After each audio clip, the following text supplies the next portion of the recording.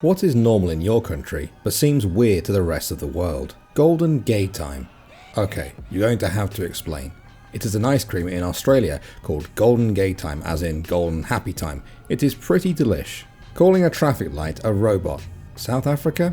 I moved to Namibia from Canada years ago, and people kept saying, just head to the top of the hill and turn left at the robots. It took me about 3 months to stop looking for weird robot signs or statues, because that's what I figured they were getting at. Having spaghetti in McDonald's. Is this a thing only in the Philippines? Men holding hands in public as a display of friendship is normal in Afghanistan, but super weird in the West. I think it's normal in most of the Middle East and India. Putting cable ties, branches, fake eyes, etc. on helmets, buckets and hats in springtime to scare away the birds. Magpies are vicious. Bribing them with fairy bread works sometimes, eh? That might actually be I don't know. Putting broken glass bottles on the walls around your house so burglars can't jump it and rob you. I moved to Canada and they don't even have walls around the houses.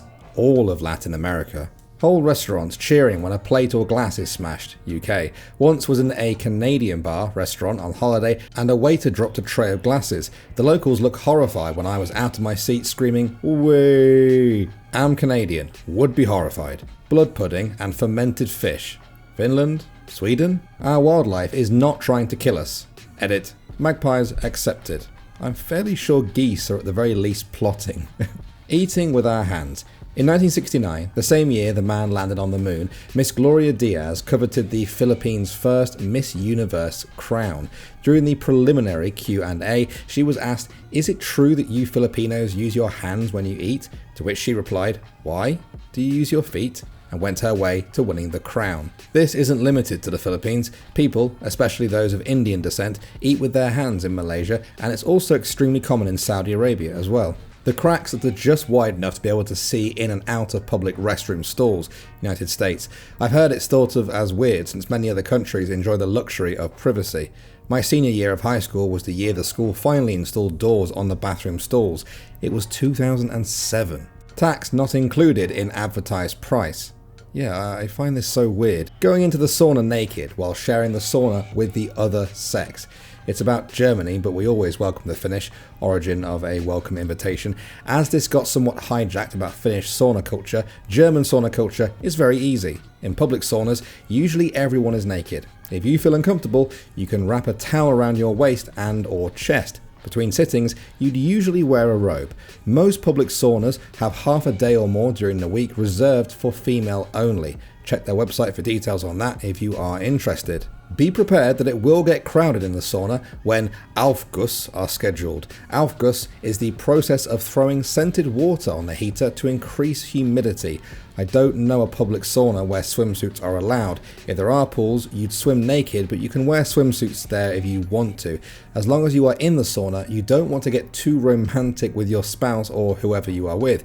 There is a difference between nudity and promiscuity. There are special clubs reserved for that. I was asked to tell that these are so-called sauna clubs, hence I call them clubs. Basically, they are brothels. In hotels, you will often find a small sauna. Unwritten law is, the first to enter the sauna decides if it's fine to be naked, but in hotel saunas it's way more common to wear a towel than in public saunas.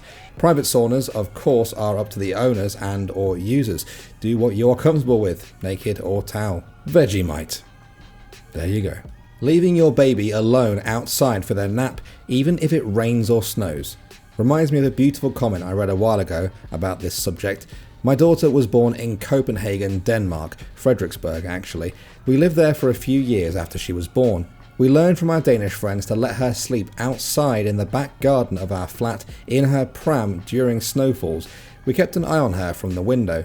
It was very soothing for her and she would sleep very soundly. Sometimes when we would go out to check on her, we would find her awake but quiet, just watching the snow falling around her. Some of my fondest memories of her time as a baby. Followed by, it's such a pure experience of love that it makes my heart ache to recall it. That was almost 18 years ago, but I still have crystal clear memories of her lying in the pram with snowflakes falling all around her little face. She would turn her head and smile at me for a moment and go back to looking up at the snow. I will never forget it. A short while ago, they stopped selling alcohol after 10 p.m. At some stores, you couldn't even get non-alcoholic beer. What's weird though is that wine is not considered an alcoholic drink, so you can buy it any time. Welcome to Moldova. In certain US states, you can't buy any alcohol in stores after 8 PM or on Sundays. Wow, I did not know that.